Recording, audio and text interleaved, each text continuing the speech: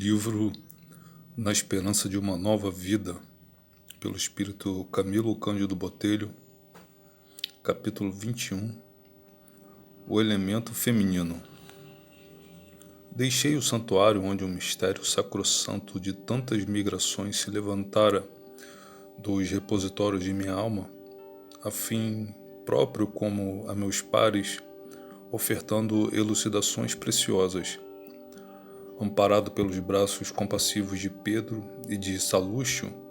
fora exaustivo o esforço para rememorá-las, não obstante a presença e o concurso poderoso dos eméritos instrutores que me assistiam. As recordações do passado delituoso, os sofrimentos experimentados através das idades por mim vividas e agora aviventadas e carreadas para apreciação do presente, chocaram-me profundamente, abatendo-me o ânimo, como que traumatizando meus sentimentos e minhas faculdades.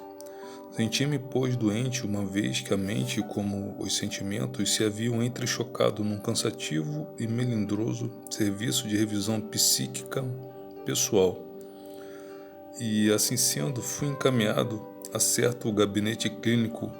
anexo ao próprio recinto das singulares com sublimes experiências. 2 iniciados faziam um plantão do dia, pois acidentes como o por mim experimentado eram comuns, mesmo diários, entre os discípulos cuja bagagem mental pecaminosa os lançava em crimes insopitáveis de alucinação, as quais por vezes atingiam as raias da demência. Bondosamente na dependência em apreço, onde mais uma fragrância da caridade consoladora era dada a aspirar por nossos espíritos frágeis e pusilânimes, ministraram-me aqueles operosos servos da legião tratamento magnético como que balsamizante para a urgência do momento. Seguiam-se depois, nos dias subsequentes, vigilância clínico-psíquica especializada, eficientíssima. No fim de alguns dias, tornado à luz da realidade insofismável, completamente lúcido quanto à minha verdadeira personalidade, refleti maduramente e uma conclusão única cheguei a fim de me poder, algum dia,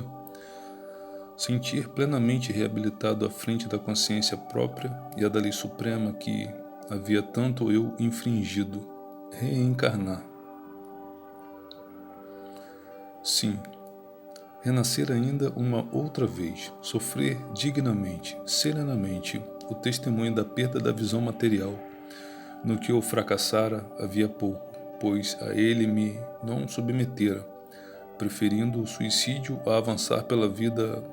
jungido à incapacidade de enxergar, realizar o contrário do que fizera para trás, isto é, amar compassiva e caridosamente os meus semelhantes, proteger, auxiliar, servir o próximo, utilizando todos os meus meios lícitos ao meu alcance, lícitos e generosos, indo, se possível e necessário, à abnegação de sacrifícios, sob as hecatombes morais do meu passado amargoroso, construindo almos aspectos do bem legítimo, os quais me ajudassem a ressarcir as trevas então semeadas. Tristeza irresistível, porventura ainda mais cruciante do que até aquela data, acobertou-me de angústias, novas as horas que passei a viver, e as impressões ingratas e dominantes de um remorso a que coisa alguma entre os humanos será capaz de traduzir, cerceavam-me a possibilidade de alcançar qualquer feição de verdadeira felicidade. Contudo, os bondosos instrutores, como os diletos amigos que nos rodeavam e as vigilantes caridosas e afáveis reanimavam minhas forças, como também o faziam aos meus companheiros de lutas e infortúnios, pois os sofrimentos de um espelhavam os dos demais, ofertando o melhor dos seus conselhos e exemplos, insistindo nas lições do aprendizado, que que seguia curso normal,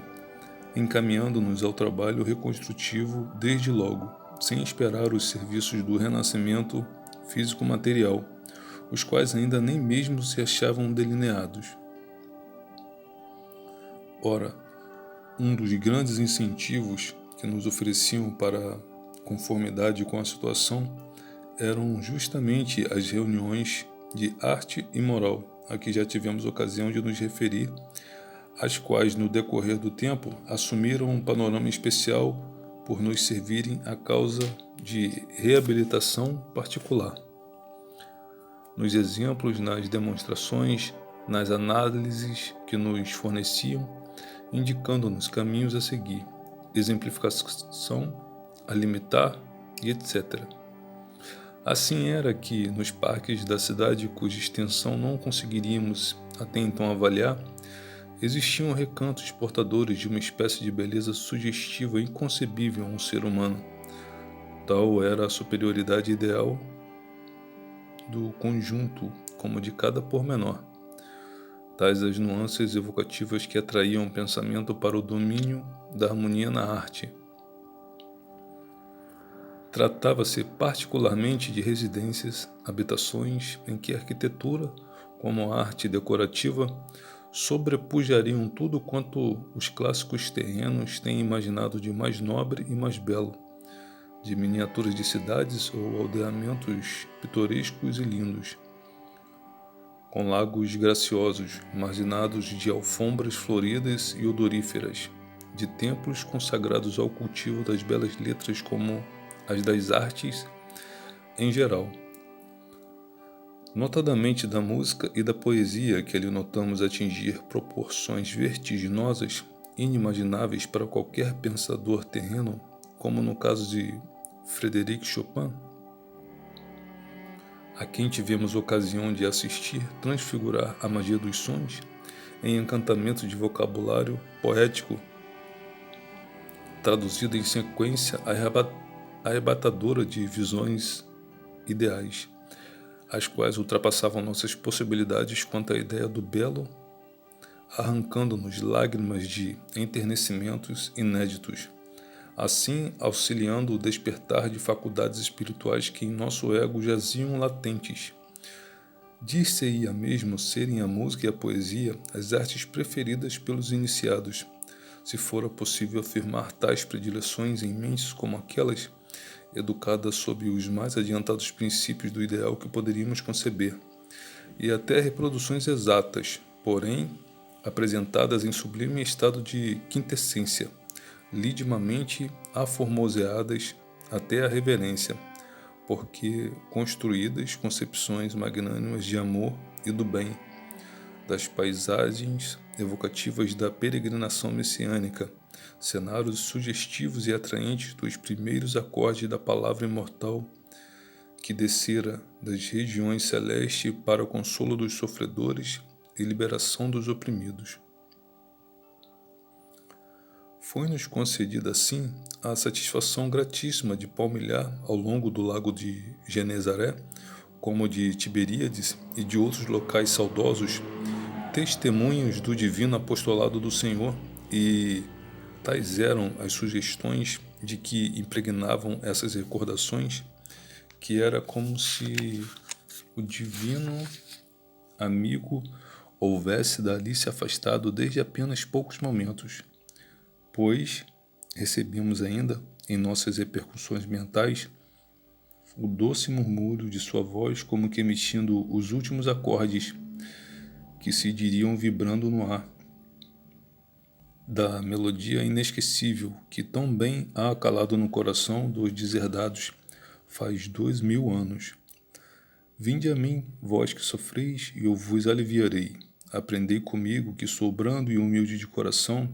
e achareis repouso para vossas almas. Em presença dessas augustas expressões de amor e veneração ao Mestre, concedidas pelas nobres entidades executoras da beleza do burgo onde vivíamos, muitas vezes abismei-me em meditações profundas e enternecedoras, enquanto deixava rolar doridas lágrimas de arrependimento a evocação daquele ano 33, que agora eu poderia recordar com facilidade, quando madeiro ao ombro, paciente, humilde, resignado, o Messias, agora venerado em meu coração, então galgava a encosta rumando ao Calvário, ao passo que eu vociferava demoniacamente, exigindo com presteza o seu suplício.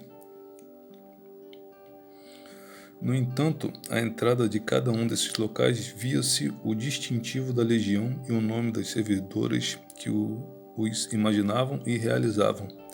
pois convém esclarecer-se em todas essas minúcias e realizações da mente feminina sediada nos serviços educativos do nosso Instituto. Em cada dia de reunião eram oferecidas aos circunstantes, como em particular aos internos, horas gratíssimas de sublime aprendizado, durante o qual nos ofertavam comoventes exemplos de abnegação, de dedicação ao próximo, de humildade e paciência, como de heroísmo e valor moral frente à adversidade, os quais caíam em nosso âmago como generoso estímulo ao progresso que necessitávamos tentar. Esse aprendizado, concedido pela empolgante elucidação extraída da própria história da humanidade, com as suas lutas e dores inumeráveis, suas vitórias e reabilitações, era-nos ministrado conforme foi esclarecido por nossos próprios mestres e mentores ou pelas caravanas visitadoras que até nós desciam no intuito fraterno de contribuir para nosso conforto e progresso.